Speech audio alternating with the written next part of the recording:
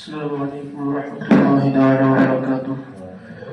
بسم اللہ الرحمن الرحیم. اللهم صل علی سیدنا مولانا محمد وعلى آلہ وصحبہ وبارک وسلم. صلوا علیہ صلاۃ وسلام علیک یا رسول اللہ وسلم علیک یا حبیب اللہ. اللهم افتح علینا حکمتک وانشر علینا رحمتک یا ذا الجلال والاکرام.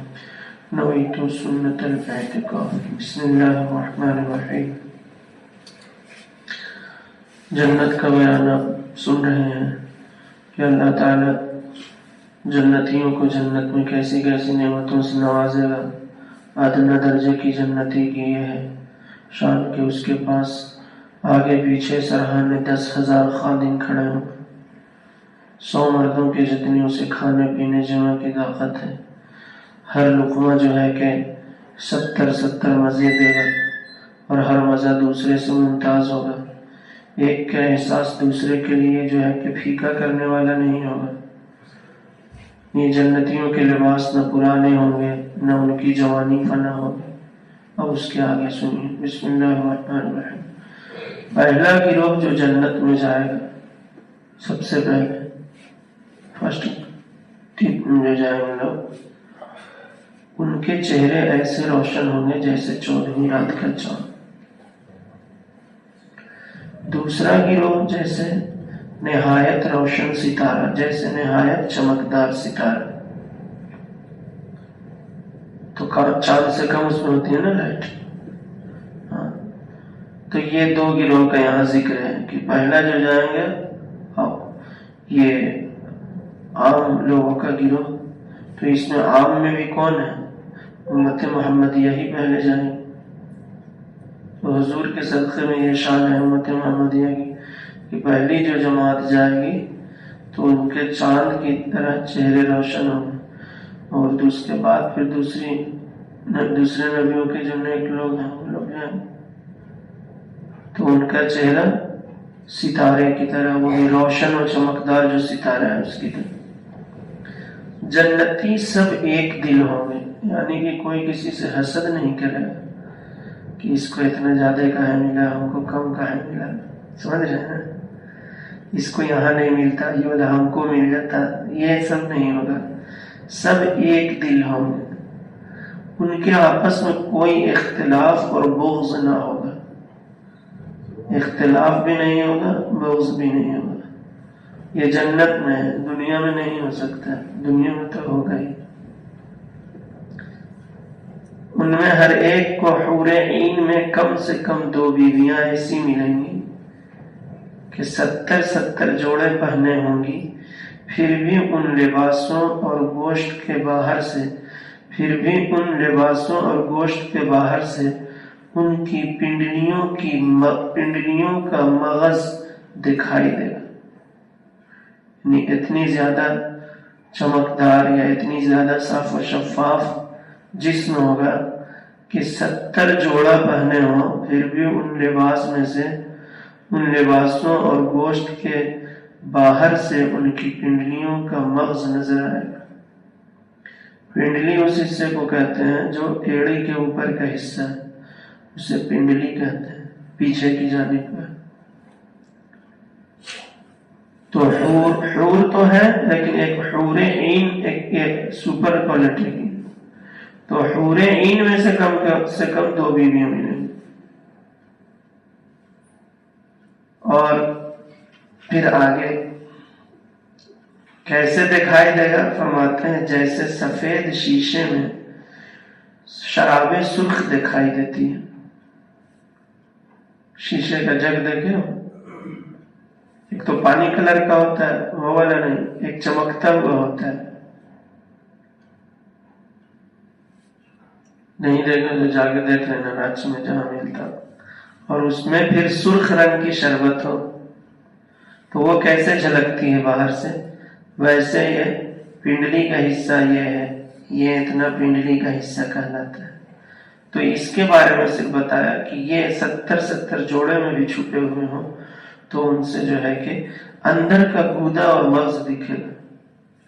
ایک مچھلی ایسی پائی جاتی ہے پانی میں کہ اس کا اندر کا کانٹا بھی دکھتا ہے باہر ہی سے. اچھا، یہاں یہ فرماتے ہیں کہ سفید شیشے میں شراب سرخ جیسے دکھائی دیتی ہے، دکھائی دے گا، اور یہ اس وجہ سے کہ اللہ تعالیٰ نے انہیں اس وجہ سے کہ اللہ تعالیٰ نے انہیں یاقوت سے تشبیہ دی ہے، اور یاقوت میں سوراخ کر کے اگر ڈورا ڈالا جائے تو ضرور باہر سے دکھائی دے گا۔ یعنی قرآن پاک میں جہاں آیا ہے سورہ رحمان میں کأنہن الیاقوت والمرجان، کہ اس سے پہلے حور مقصود ہے متکئین علی فرش بطائنها من استبرق وجنى الجنتین دان، متکئین علی فرش بطائنها من استبرق وجنى الجنتین دان فبأي آلاء ربكما تكذبان، حور مقصورات في الخيام فبأي آلاء ربكما تكذبان لم يطمثهن انس قبلهم ولا جان، کہ نہ تو کسی انسان نے پہلے کوئی چھوا ہے انہیں، نہ ہی جنات نے، وہ بالکل کماری، اور ان کی مثال بیان کی گئی ہے سورہ رحمان میں کأنہن الیاقوت والمرجان، کہ وہ ایسی ہیں جیسے کہ یاقوت و مرجان۔ تو یاقوت و مرجان یہ بہت قیمتی موتی اور پتھر ہوتے ہیں، اور ان میں جو ہے کہ یاقوت کی ایک صفت آپ نے سنی کہ اس میں اگر موتی میں سوراخ کر کے اگر ڈورا ڈالا جائے تو وہ باہر سے دکھتا ہے۔ یہاں پہ جو ہے کہ عن عبداللہ بن مسعود عن النبی صلی اللہ تعالی وسلم قال ان المرأة من نساء اہل الجنہ لیرا بیاض ساقها من وراء 70 حلة حتى يرى مخها وذلك بأن اللہ تعالی، یہ جو ابھی اردو میں میں نے پڑھا اسی کا یہ عربی ہے، یہ ترمذی شریف کی حدیث ہے۔ فرماتے ہیں فَأَمَّا الْيَاقُوتُ فَإِنَّهُ حَجَرٌ، کہ لیکن یاقوت کی جو بات ہے تو یہ ایک پتھر ہے، یہ ایک قیمتی پتھر ہے، لو ادخلت فیہ سلکن، اگر اس میں سلک ڈالیں یعنی ڈورا ڈالیں، ثم اصطفیتہ لأریتہ من ورائہ، تو یقیناً وہ دوسری طرف سے دکھتا ہے۔ یہ جو ہے سنن ترمذی میں کتاب و صفت الجنہ، جنت کی جو ہے کہ خوبی و صفت کا بیان، یہ کہہ لیں کہ باب ما جاء فی صفت النساء اہل الجنہ، پھر اس میں ایک باب ہے جنتی عورتوں کی وہ صفت اور وصف کا بیان، اسی میں سے یہ حدیث پاک یہاں ذکر کی گئی۔ آگے فرماتے ہیں کہ آدمی اپنے چہرے کو اس کے رخسار میں آئینے سے بھی زیادہ صاف دیکھے گا۔ جس کی بیوی ہوگی جن کو ملیں گی تو آئینہ دیکھنے کی ضرورت ہی نہیں ہوگی، آئینے سے جب زیادہ صاف اسی کے چہرے میں دیکھے تو پھر آئینہ کون دیکھے؟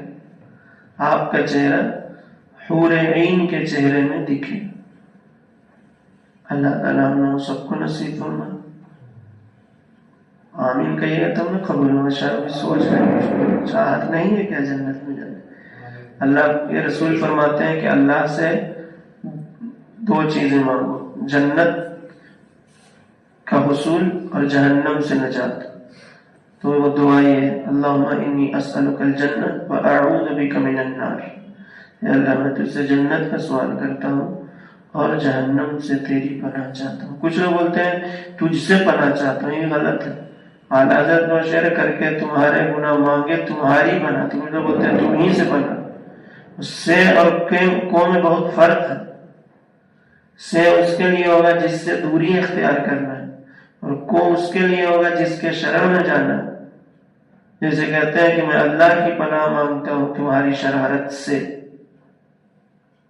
تم بہت تنگ کر دیے، میں تمہاری شرارت سے اللہ ہی کی پناہ چاہتا ہوں، مطلب تمہاری شرارت سے مجھے نفرت ہے اور میں دوری چاہتا ہوں اس سے، اور اللہ کی پناہ و حفظ و امان میں رہنا۔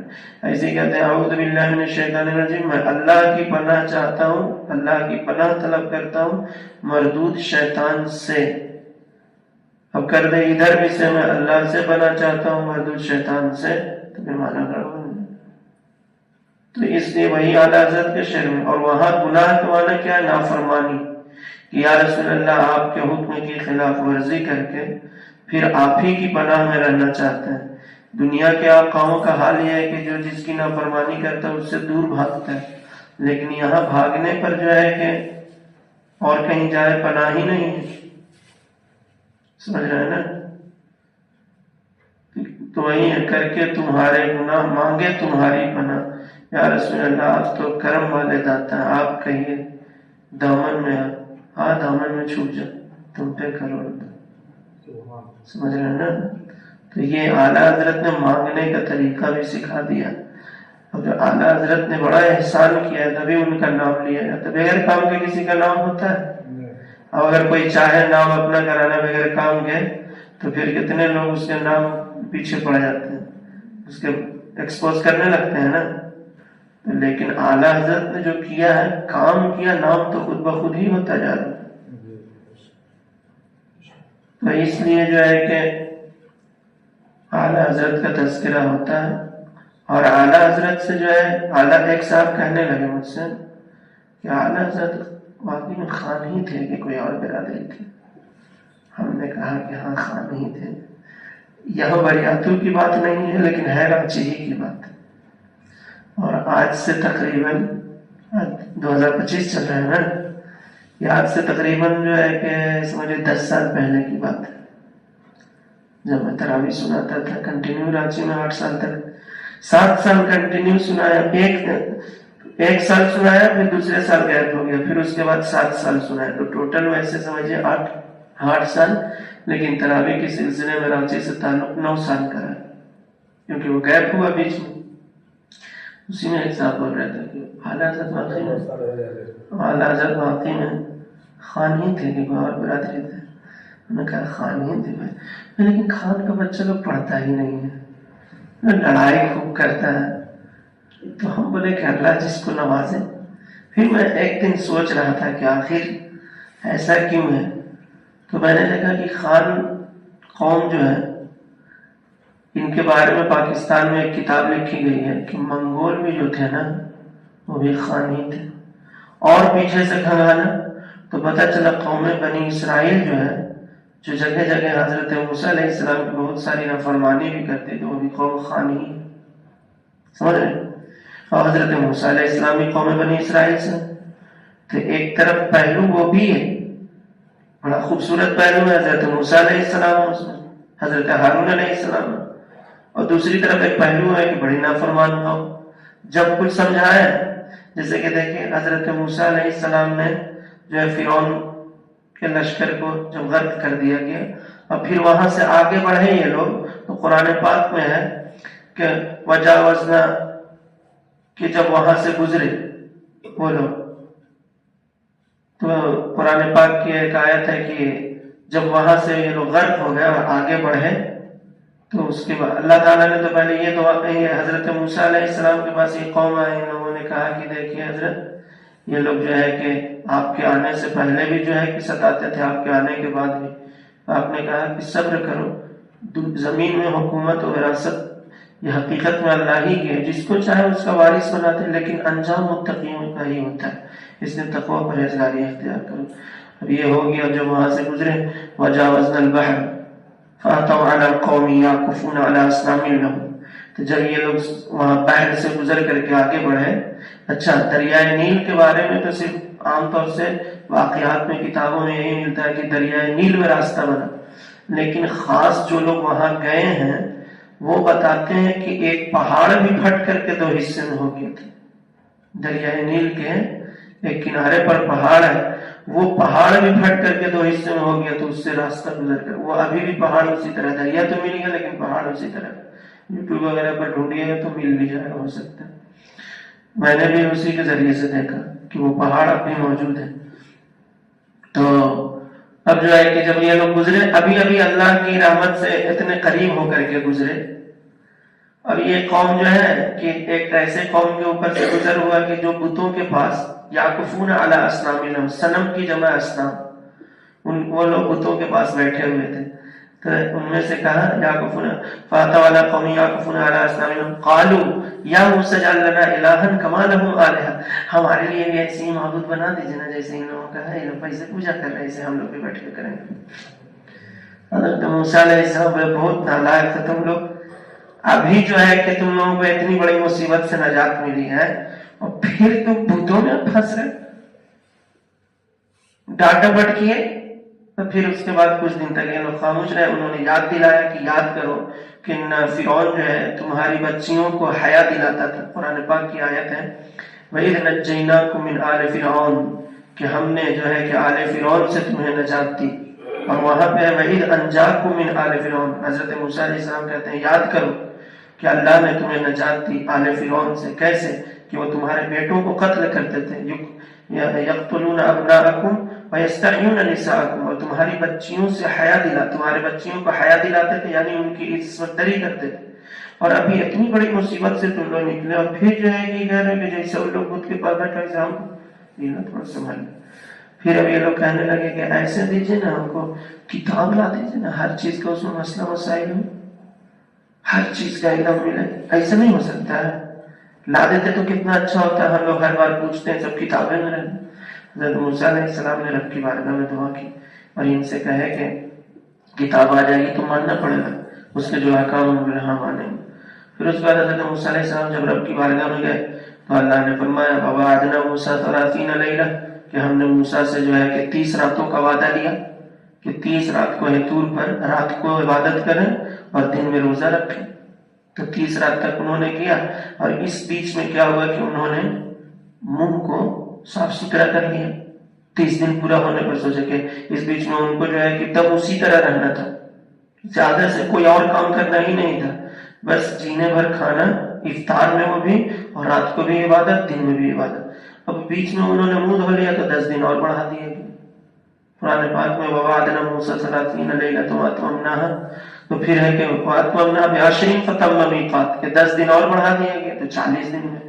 40 دن کی اتنی محنت مشقت کے بعد قوم کے لیے لے کر لکھی لکھائی توریت لائے. ہم لوگوں کا قرآن جو نازل ہوا جبریل ہمیں تھوڑا تھوڑا لے کر آتے تھے اور زبانی بیان کرتے تھے. یہ جو ہے کہ اورل ہے منہ سے بولا اور لکھا گیا. اس لیے قرآن کے ترجمے کو صرف پڑھ کر کے نہیں سمجھ سکتے اس کو ایک جانے ہوئے سے سن کر کے سمجھ سکتے ہیں زیادہ آسانی سے. جیسے کہ حاضہ کے معنی ہوتا ہے یہ اور ربی معنی ہوتا ہے میرا رب. حضرت ابراہیم علیہ السلام کا قرآن میں ذکر ہے کہ جب آپ نے ستارے کو دیکھا چمکتا ہوا تو اس میں ہاذا ربی تو مانا کیا ہوگا یہ میرا رب ہے. تو شرک ہو جائے گا. صرف اگر جو کہتے ہیں لفظ لفظ ترجمہ ہونا چاہیے تفسیر سے کوئی مطلب نہیں. تو جو ہے کہ حضرت ابراہیم علیہ السلام نے جب دیکھا قوم کے لوگوں کو ستارہ کی پوجا کرتے ہوئے تو فرمایا ہاذا ربی تو مانا کیا ہو رہا ہے لفظ یہ میرا رب. پھر جب چاند کو دیکھا چمکتا ہوا نکلتے وہ ڈوب گیا تو بولا کہ یہ میرا رب نہیں ہو سکتا ڈوب گیا. پھر جو ہے ستارے کو دیکھا تو پھر یہ ستارے نکلے ستارے میں چاند نکلے فلما رأى القمر بازغا قال هذا ربي. سمجھے اس سے پہلے فلما رأى كوكبا قال هذا ربي. قال میں نے کہا وہ ڈوب گیا تو آپ نے کہا لا احب الافلین ڈوبنے والے تو ہمیں پسند ہی نہیں آتے. پھر اس کے بعد فلما رأى الشمس بازغة جب چمکتا ہوا اس سے زیادہ بازغة چمکتا ہوا سورج نکلا اس کی لوگ پوجا کر رہے تھے تو آپ نے کہا قال هذا ربي. پھر اس کے بعد آپ نے کہا تو لفظی ترجمہ سے یہاں پہ یہ ہے قوم کے سامنے دیکھیں کہ سب تو اسی میں ملوث ہیں تو ان کو غور و فکر کے لیے آپ نے کہا ہاذا ربی یہ میرا رب ہے. تو دیکھیں معنی بدل گیا ہے اور لکھا ہوا نہیں جائے کچھ انداز سے بھی معنی بدل جاتے ہیں. جیسے کہ اگر کوئی کہے کہ یہ میرا دوست ہے تو یہ خبر یہ میرا دوست ہے یہ انکار ہو گیا. یہ میرا دوست ہے لیجیے یہ تعجب ہوگی. سمجھ رہے ہیں. تو یہ لفظ میں کچھ بھی نہیں ایکسٹرا کرے صرف انداز سے معنی بدل جاتا ہے. بہرکیف حضرت موسیٰ علیہ السلام نے ان کو یاد دلایا اور جب وہ 40 دن ابھی ادھر گئے ہیں ابھی کوہ طور پر انہی لوگ کے کہنے سے اس بیچ میں ایک سامری نام کا شخص تھا. سامری کو کیا ہوا کہ اس کو حضرت جبریل امی نظر آتے تھے. اس کے اندر یہ خصوصیت تھی کیونکہ جب وہ چھوٹا تھا تو اس کی ماں مر گئی تھی. حضرت جبریل امی نے اللہ کے حکم سے اس کی جو ہے کہ کفالت کی بچپن میں تو اس کو حضرت جبریل امی نظر آتے تھے. تو جو جنتی سواری پر وہ آتے تھے تو اس سواری کا جہاں قدم پڑتا تھا تو اس سے گھاس اگ جاتی تھی. سوچئے حضرت جبریل امی کی سواری کا جہاں قدم پڑ جائے تو وہاں گھاس اگ جائے ہریالی آ جائے. پھر جہاں حضور کا قدم پڑے اور میں نے بتایا تھا نا ایک بار جمعہ میں کہ وہاں 10-12 سال رہنے والے ایک شخص نے یہ بتایا کہ عرب کی ریگستانی علاقے میں حضور کا گزر کہاں سے ہوا ہے، اس کو جاننے کے لیے ایک ایسا نسخہ ہے کہ جہاں ریگستان کے درمیان میں ہریالی ہے سمجھے کہ یہاں سے حضور کا گزر ہوا ہے۔ تو اس کے لیے یہاں سے جو ہے کہ اس بات کی تائید ہوتی ہے۔ تو اس نے دیکھا تھا حضرت جبریل امین کو سواری کو آتے، جب جاتے آتے تو سواری کا قدم، تو اس قدم کی سواری کے دھول کو اٹھا کر کے وہ جمع کر لی۔ ادھر حضرت موسیٰ علیہ السلام ہے نہیں، میدان صاف ہے، حضرت ہارون علیہ السلام کو حوالے کیے تھے وہ کہ تم جو ہے کہ قوم کی دیکھ بھال کرنا، میں جا رہا ہوں۔ اب ادھر قوم میں کیا ہوا، اس سامری نے چند لوگوں کو کہا کہ ایک معبود ہم لوگ کا بھی ہونا چاہیے، وہی والی بات جو گزرتے ہوئے سمندر پہ دیکھا تھا۔ اب جو ہے کہ ایک ہونا چاہیے کہ نہیں، ہاں ہونا چاہیے۔ جو بولا ہونا چاہیے، ان لوگوں کو بولا کہ سونا چاندی لو، معبود کا مٹی سے بنائیں گے، پتھر سے تھوڑی بنائیں، سونا سے بنائیں گے، سب سے قیمتی۔ تو اب جو ہے سب نے اپنا اپنا سونا چاندی سونا دے دیا، اس کے بعد اس کو پگھلا اگلا کر کے ایک بچڑا بنایا، یہی گائے کا بچہ۔ اب پھر اس کے منہ میں حضرت جبریل امی کے سواری کے قدم کی دھول کو ڈال دیا۔ اب اس کی وجہ سے اس میں تھوڑی جان ایسی آ گئی کہ کچھ آواز اس سے نکلنے لگی۔ اب جو ہے کہ لوگوں کے سامنے لایا وہ اس بچڑے کو اور کہا کہ دیکھو تمہارا معبود یہاں آ گیا۔ اب اس کی پوجا شروع کروا دیا۔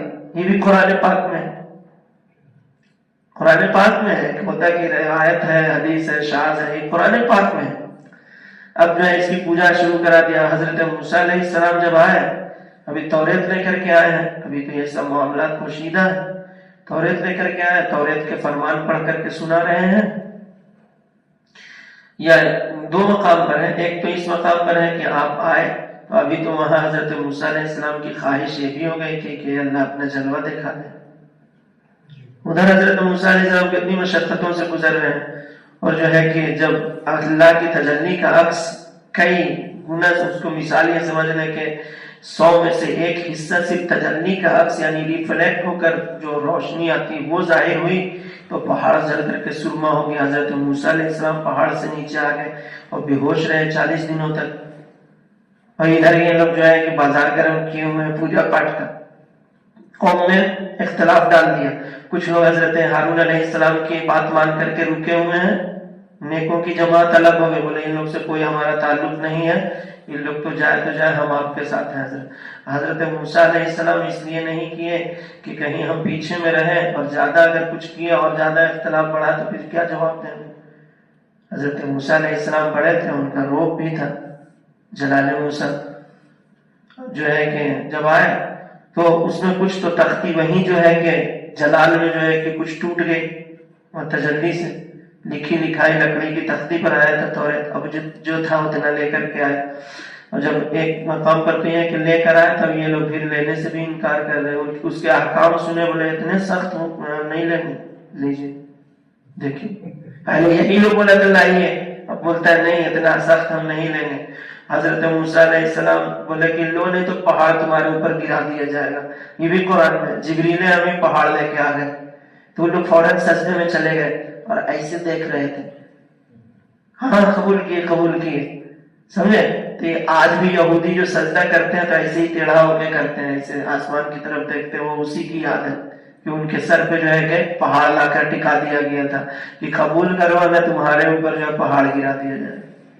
اس سے یہ مسئلہ بھی نکلتا ہے کہ اگر کوئی اسلام میں داخل نہیں ہوتا ہے تو اس پہ جبر نہیں کیا جائے۔ حضرت موسیٰ علیہ السلام نے اس وقت تو پہاڑ نہیں اٹھوایا فرعون کے اوپر کہ اسلام قبول کرنا تمہارے محل پہ پہاڑ گرا دیں گے۔ ہمارے ذہن میں بات آتی ہے کہ وہ اگر قبول کر لیتا پہاڑ آ جاتا سر کے اوپر تو کر ہی لیتا، وہاں تو نہیں کیے سختی۔ اور یہاں جو لوگ آ گئے ہیں یہ لوگ کہہ رہے ہیں کہ ہم نہیں قبول کریں گے توریت، بولتے ہیں لو نہیں تو پہاڑ تمہارے اوپر گروا دیں گے۔ تو اس کے بارے میں یہ مسئلہ نکلا، اس سے فقہ نے یہ مسئلہ نکالا کہ اسلام اگر کوئی قبول نہیں کرتا تو اس میں جبر نہیں، لا اکراہ فی الدین، دین میں جبر نہیں، مطلب انٹری کرانے کے لیے جبر نہیں۔ یہ جو کہتے ہیں تلوار سے کلمہ پڑھوائے، ایک ہمارے اسلام کہتا ہے تلوار سے مجبور کر کے کسی کو پڑھوا ہی نہیں سکتے، ہاں لیکن جو دین میں داخل ہو گیا ہے اس کو نکلنے نہیں دینا، اس کو باندھ کے رکھنا ہے، اس پہ جبر کرنا ہے، سمجھ رہے ہیں نا؟ کیونکہ جو اس سے نکلا اس کی سزا موت ہے، وہ مرتد ہو جاتا ہے، اور مرتد کی سزا موت ہے، سمجھ رہے ہیں نا؟ 3 دن اسے مہلت دی جائے گی، اگر وہ باز آ گیا یا یہ کہ اسلامی ملک سے بھاگ گیا دوسرے ملک میں اور پھر انٹری مارا مسلمان ہو کر، تب بچ سکتا ہے، ورنہ ملک میں اگر کہیں پکڑا گیا تو اس کی موت، سمجھ رہے ہیں؟ اور مرتد کے بارے میں یہاں تک ہے کہ اگر وہ مقام ابراہیم اور خانہ کعبہ کے درمیان میں رہے اور جو ہے کہ وہ ظلم کسی نے اس کو ظلمن مارا اور وہ کعبے کے غلاف سے بھی لپٹ کر کے رہے، پھر بھی وہ جو ہے کہ وہ مرتد ہونے کی وجہ سے اس کی وہی سزا جاری ہوگی، اس کی سزا موت ہے۔ اور مرتد کئی طریقے سے ہوتا ہے، نبی کی شان میں گستاخی کرنے کی وجہ سے، اللہ کی شان میں گستاخی کرنے کی وجہ سے، دین کی ضروری باتوں کو انکار کرنے کی وجہ سے، اسلام چھوڑ کر دوسرے مذہب کو اختیار کر لینے کی وجہ سے، چاہے دولت کی وجہ سے، حکومت کی وجہ سے، حسن کی وجہ سے۔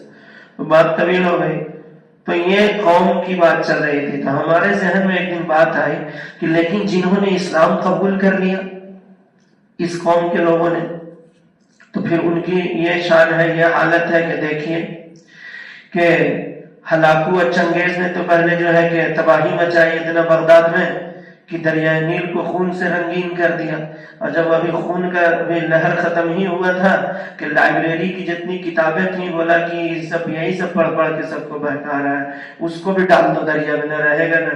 تو اس میں اتنی کتابیں ڈالی گئی کہ اس کی سیاہی سے پورے دریا کا پانی جو ہے کہ کالا ہو گیا، دریائے نیل کا۔ لیکن پھر اللہ نے توفیق دی، اسی میں سے اس کے پوتے کو برق خان یا برقہ خان، ٹھیک ہے، اب اس نے جو ہے کہ جہاں جہاں جو ہے کہ اسلام کو مٹایا گیا، جہاں جہاں مسجدیں توڑی گئیں، اس سب جگہ اس نے آباد کیا، اور پھر اس سے جو ہے کہ منگول اس وقت بھی موجود تھے دوسرے، لیکن صرف خان ہونے کی بنیاد پر پھر اس سے نہیں جھگڑتے تھے، کیونکہ اپنا ہے، جانے دو، ٹھیک ہے۔ تو پھر اس کے اور آگے دیکھیں، اکبر نے دین الہی لا کر کے کتنی تباہی مچوائی، پھر لیکن جب اکبر کی موت ہو گئی اور پھر جو ہے کہ سلیم چشتی، وہی فتح پور میں جو سلیم چشتی رحمۃ اللہ علیہ، ان کی نسبت سے یہ نام رکھا گیا تھا۔ میں نے کہا تھا نا کہ خواجہ غریب نواز کی عطا ہے اکبر کو جو بیٹا ملا۔ اکبر آگرہ سے پیدل گیا تھا اجمیر شریف بیٹا مانگنے کے لیے، وقت کا بادشاہ ہونے کے باوجود پیدل چل کر گیا تھا کہ اگر کسی بزرگ کی اپنی طرف توجہ کرنی ہے تو بھکاری بننا ہوگا، اکبر اعظم بننے سے کام نہیں چلے گا، پیدل چل کر کے گیا تھا، ٹھیک ہے۔ اور پھر اسے جو ہے وہاں سے بشارت ملی کہ تمہارا حصہ جو ہے فتح پور میں، پھر پلٹا وہاں سے پیدل فتح پور سیکری جب پہنچا تو وہاں ایک بزرگ جو ہے چشتی سلسلہ کے سلیم چشتی رحمۃ اللہ علیہ پہاڑ پر عبادت میں گوشہ نشینی، لیکن وہاں پہنچا، سلام کیا، کہا کہ خواجہ غریب نواز کی طرف سے بھیجا گیا۔ تو انہوں نے دعائیں دی اور کہا کہ جاؤ اللہ تمہیں بیٹا دے گا، اور کہا کہ اس کا نام سلیم رکھنا، اور جس دن وہ بولے گا کوئی بھی کلمہ، کوئی ورڈ صاف ستھرا بولے، اس دن سمجھ لینا کہ میں انتقال کر گیا۔ اور جب گیا اکبر، بیٹا پیدا ہوا، بہت خوشی ہوئی، اسی مگن میں گم ہو گئے، سمجھ رہے، سلطنت کا وارث آ گیا، اب اسی میں گم، سلیم نام بھی رکھا گیا، اسی کا بعد میں لقب جہانگیر ہے، ٹھیک ہے۔ تو جو ہے کہ خوشی میں مگن ہو گئے، لیکن جب ایک دن بیٹا بولا کچھ، کیا بولا یہ تو مجھے یاد نہیں ہے، بولا تو اسی وقت اس بزرگ کا جملہ کان میں گونج گیا کہ جس دن تمہارا بیٹا بولے گا اس دن سمجھ جانا کہ میں دنیا سے کچھ کر چکا ہوں۔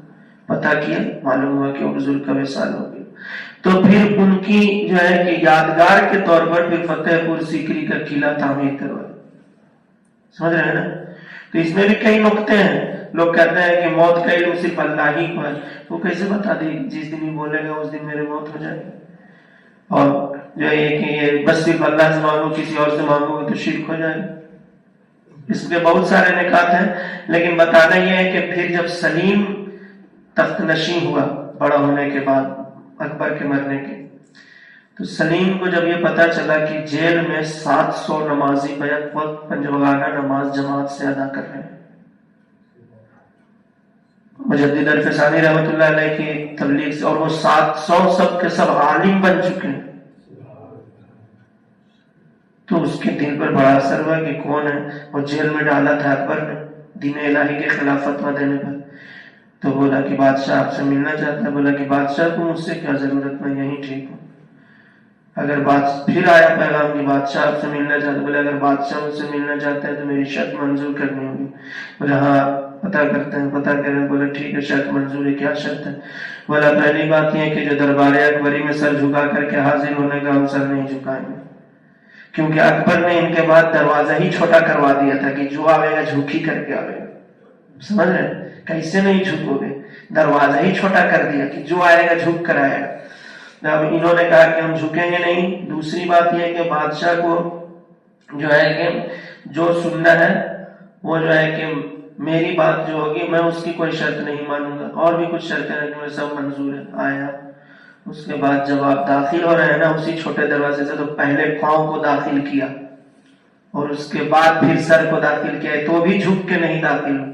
اس سے جو ہے کہ سلیم کے اوپر اور بھی اثر ہوا کہ اتنے سال تک جیلوں میں گزارنے کے، تقریباً 7 سال یا 12 سال تک جیل میں رہے ہو۔ اس کے بعد جب آ رہے تو بھی دیکھیں کہ اس کے اندر یہ ہے کہ اس کے اندر غیرت کہ سر نہیں جھکائیں گے تو نہیں جھکائیں گے، اور ہی پہلے داخل کیا گویا کہ ایک اس کی توہین تھی دربار کی، لیکن چونکہ زبان دے چکا تھا پہلے، زبان کے پکا بھی ہونا چاہیے، اور اس قوم کو لوگوں کو زبان کا پکا پایا بھی جاتا ہے کہ نہیں؟ اور جو زبان کے خلاف کرتا ہے فوراً کہتا ہے کیا تو کھان نہیں ہے کیا، بولتے ہیں کہ نہیں، بولتے ہیں نا؟ تو زبان کا پکا ہونا یہ بھی ایک خوبی کی بات ہے۔ اب ہوا یہ کہ جب ان کی بات سنے تو بولا کہ آپ کی باتیں بہت پسند ہیں، آپ جیسے آدمی کو تو میں اپنے پاس رکھنا چاہتا ہوں، آپ میرے مشیر رہ جائیں۔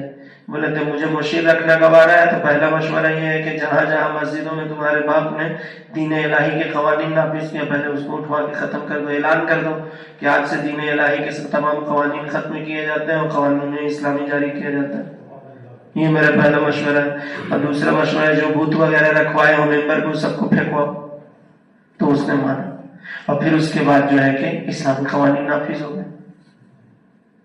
اور پھر آگے چل کے دیکھیں اس طرح نافذ ہوئے کہ اورنگزیب عالمگیر مجدد پیدا ہوئے،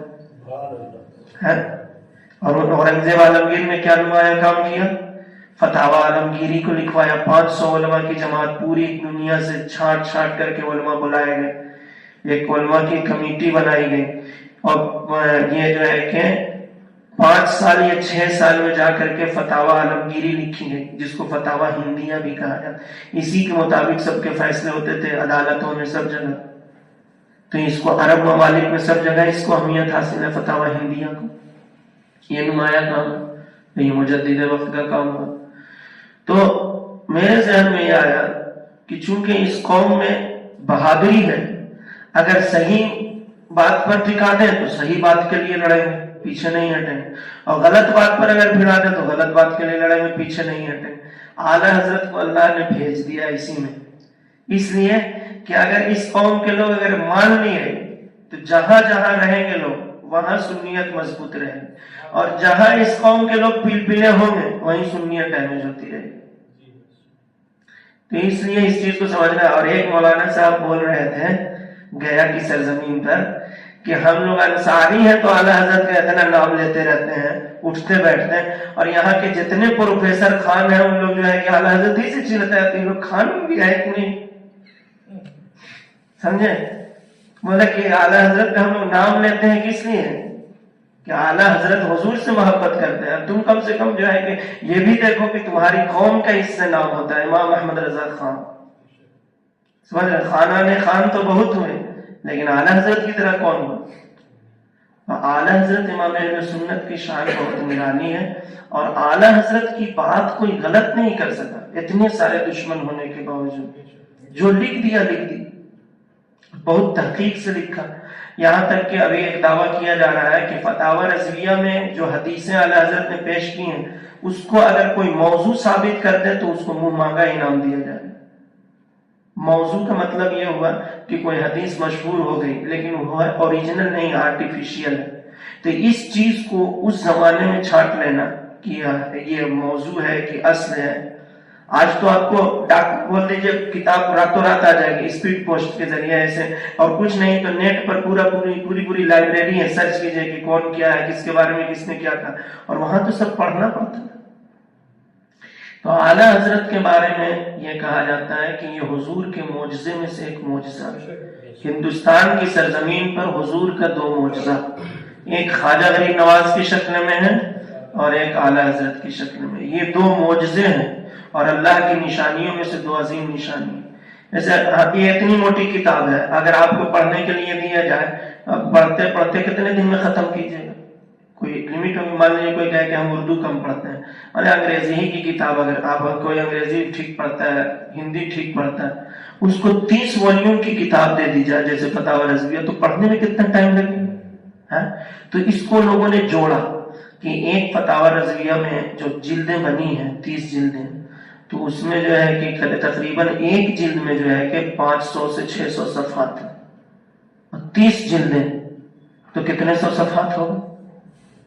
اور جو ہے کہ اگر اس کو پڑھا کہ اگر اعلیٰ حضرت لکھتے تھے خود سے اس کو، تو پھر پڑھنے میں ٹائم کم لگتا ہے کہ لکھنے میں ٹائم کم لگتا ہے؟ اور لکھنے میں، اور پھر جب کہ وہ ایسی چیز آپ لکھ رہے ہوں کہ جس پہلے سے کہیں سے کاپی نہیں کر رہے بلکہ آپ اس کو جواب دے رہے ہیں، اور کسی بات کا جواب دینے کے لیے آپ 10 پیج پڑھیے گا تو 1 پیج میں جواب دیجیے گا۔ اگر آپ کو اخبار ہی دیا جائے اس کو پڑھیے اور اس میں جو لکھا ہوا اس کا ایک جو ہے کہ خلاصہ بتائیے، تو وہ تو جو ہے کہ جتنا پڑھیے گا 100 صفحہ پڑھیے گا تو 10 صفحہ بنے گا، اور وہ بھی اس کو مائنڈ میں رہنے کے لیے کئی بار پڑھنا پڑے گا تاکہ ہر چیز کا خلاصہ نکل گیا۔ تو صرف فتاوی رضویہ کے بارے میں لوگوں کو نہیں ہو پا رہا ہے کہ لکھتے کب تھے، سوتے کب تھے، بال بچے کی بھی دیکھ بھال کرنا ہے، تعویذ بھی لکھتے تھے، فتویٰ بھی، پھر تقریر بھی کرتے تھے، پھر وظیفہ بھی پڑھتے تھے، اور پھر رمضان آیا تو قرآن شریف بھی یاد کر کے تراویح سنا دی۔ اعلیٰ حضرت کتنے دن میں تراویح سنا ہے قرآن؟ 30 دن کو آپ اس کو ایسے دیکھیے، مغرب سے عشاء کے بیچ میں آپ لوگ کے پارا پڑھتے ہیں؟ کوئی بھی جو روزہ دار جو ہے، حافظ کے علاوہ کوئی قرآن کو ہاتھ لگاتا ہے؟ افطار کرنے کے بعد سحری سے تراویح سے پہلے سب کھا کے کوئی پاؤں پھیلاتا ہے، کوئی کچھ، کوئی بھی موسم ہو، ٹھنڈی کا، کوئی صرف حافظ ہی بیچارہ جو ہے کہ پڑھنا ہے وہ پلٹتے رہتے ہیں۔ اذان ہو رہا ہے، ابھی نہیں اذان ہو گیا، ہاں بس تھوڑا سا رکعت ملا دیا۔ اور اعلیٰ حضرت کا نام پوسٹر میں چھپا، علامہ، الحاج، الشاہ، عالم و فاضل و قاری و مفتی و مولانا، الحافظ بھی لکھ دیا اس میں۔ حافظ نے وہ نہیں لکھتے تھے لیکن الحافظ بھی لکھ دیا۔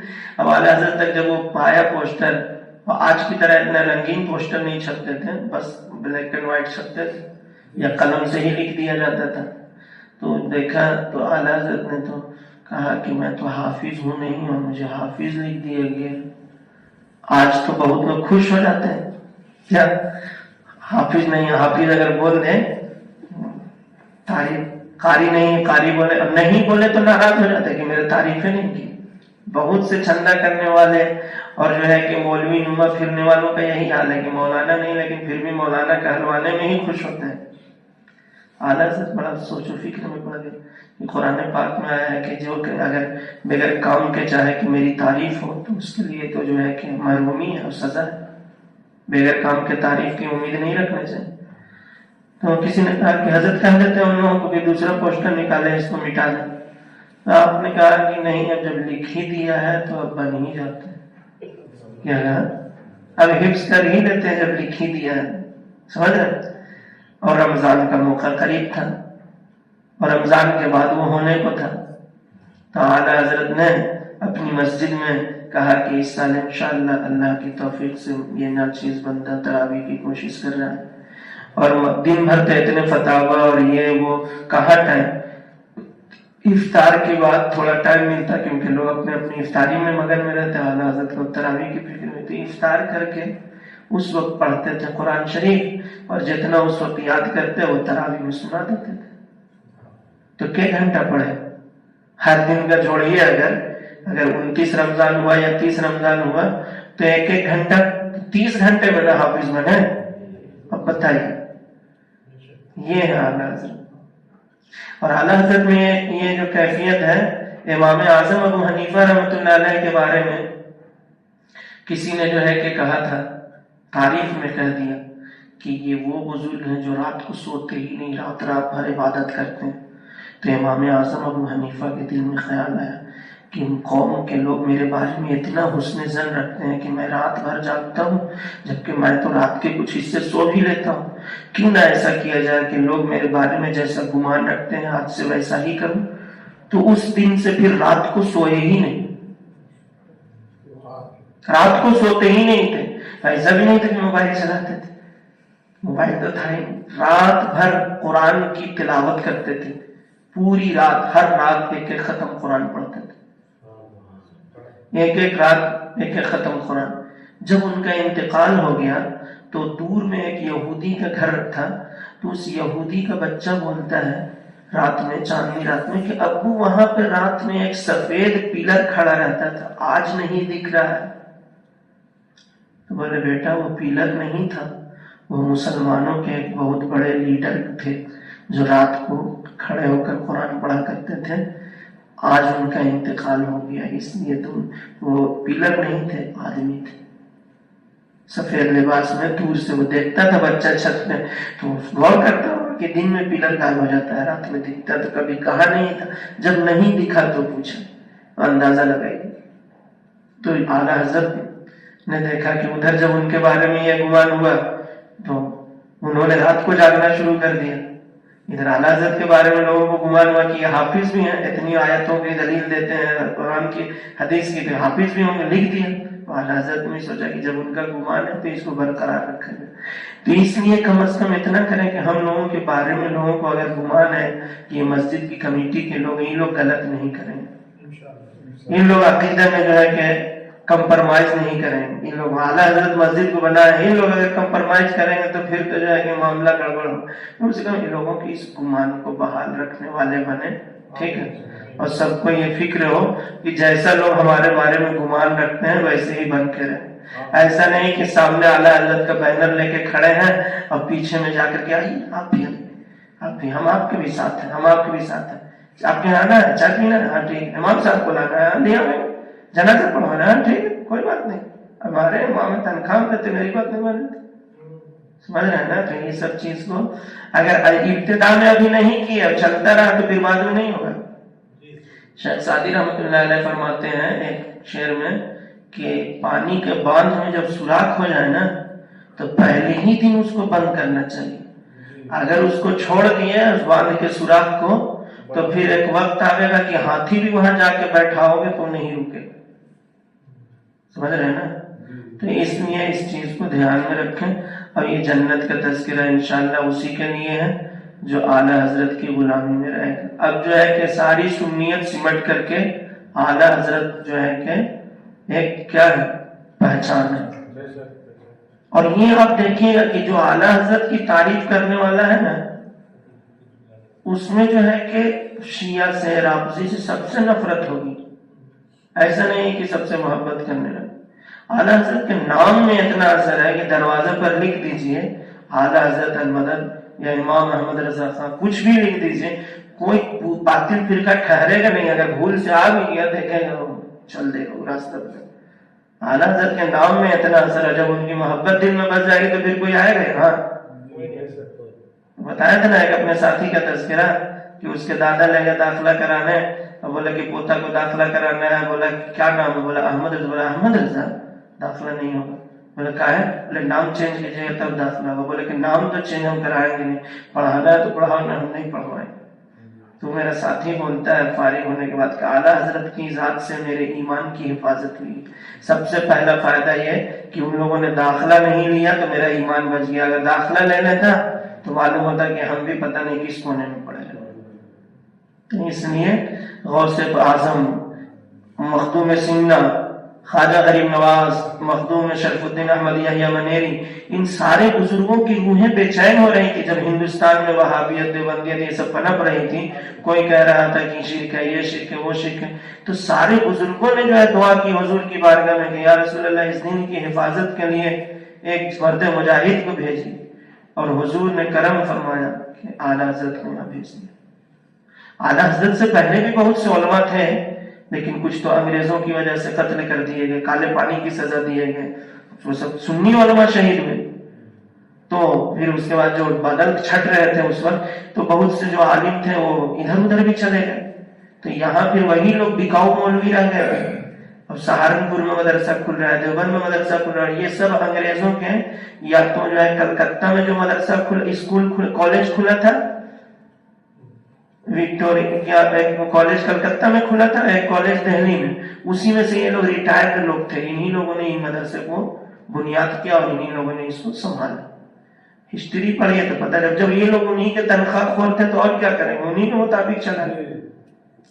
تو اس لیے یہ بہت احسان ہے اللہ اور رسول کا اور خود اعلیٰ حضرت کا. 3 گھنٹہ صرف اعلیٰ حضرت سوتے تھے اپنی زندگی میں. کتنا؟ 24 گھنٹے میں سے 3 گھنٹہ. کس کے لیے؟ ہم ہی لوگوں کے لیے نا. گردے کی ان کو پریشانی ہو گئی تھی, کلیجی وغیرہ ہضم نہیں ہوتا تھا, گردے کا درد رہتا تھا, پھر بھی جو ہے اپنی پوری زندگی ایسے ہی گزاری. صرف 3 ہی گھنٹہ سوتے تھے رات کو, اور دوپہر میں تھوڑا کھانا کھا کے قیلولہ کرتے تھے.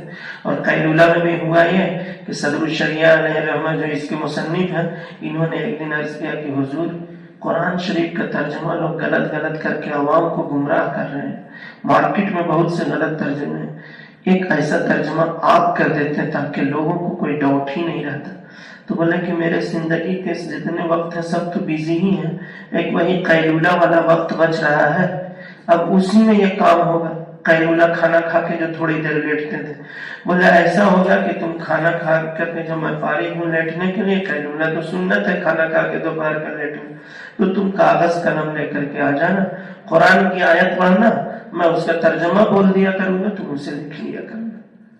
تو اعلیٰ حضرت کی قابلیت دیکھیے کہ قرآن کا ترجمہ دوسرے لوگ تفسیر دیکھتے کئی جگہ, پھر اس کے بعد اعلیٰ حضرت کو حضور کی محبت سے اور غوث پاک کے فیضان سے پورا قرآن سینے میں ایسا رچا بسا, اس کی تفسیر وغیرہ کہ کھا کے لیٹے ہوئے ہیں, اور جو بول دیے وہ کئی تفسیر کا نچوڑ ہے, اور وہی لکھ لیا گیا, اور وہی کنز الایمان ملا. کنز الایمان کے معنی کیا ہوا؟ ایمان کا خزانہ. سمجھ رہے ہیں؟ تو ایمان کا خزانہ دیا اعلیٰ حضرت نے, ایمان کی دولت خواجہ غریب نواز نے دیا, اور ایمان کا خزانہ امام احمد رضا نے دیا. تو اس لیے ہم دونوں کو نہیں چھوڑ سکتے, اور دونوں ہماری پہچان, شان, آن بان سب کچھ ہے, اور ان پہ سب سے سودا کیا جا سکتا ہے, لیکن ان 2 بزرگوں کے جو عقائد و نظریات معاملات ہیں اس میں سودا نہیں ہوگا. اسی میں ہماری زندگی کامیاب ہے, آخرت بھی کامیاب ہے.